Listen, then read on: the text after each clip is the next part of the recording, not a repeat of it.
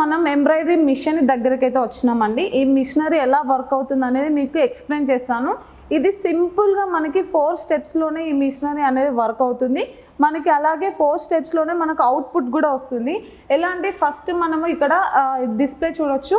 ఇక్కడ ఫస్ట్ మనకు కావాల్సిన డిజైన్ సెలెక్ట్ చేసుకోవాలి ఫస్ట్ ఆప్షన్లో. సెకండ్ ఆప్షన్లో మనకి ఏ మెజర్మెంట్స్ అంటే బాడీ మెజర్మెంట్స్ ఉంటాయి కదా, దాన్ని ఇక్కడ సెలెక్ట్ చేసుకోవాలి. నెక్స్ట్ మనకి కలర్ కాంబినేషన్, మన శారీ అయితే ఏ కలర్లో ఉంటుంది, మనకు ఒక కలర్ కాంబినేషన్ అనేది కూడా మనం లైక్ చేస్తాం కాబట్టి మనకి ఏ కలర్ కావాలో ఆ కలర్ కాంబినేషన్ ఇక్కడ సెలెక్ట్ చేసుకుంటే ఆ థ్రెడ్స్ అనేవి మనకి ఎంబ్రాయిడింగ్ వస్తుంది. సో ఫైనల్గా ఎంబ్రాయిడింగ్ అయిపోతుంది 4th స్టెప్లో.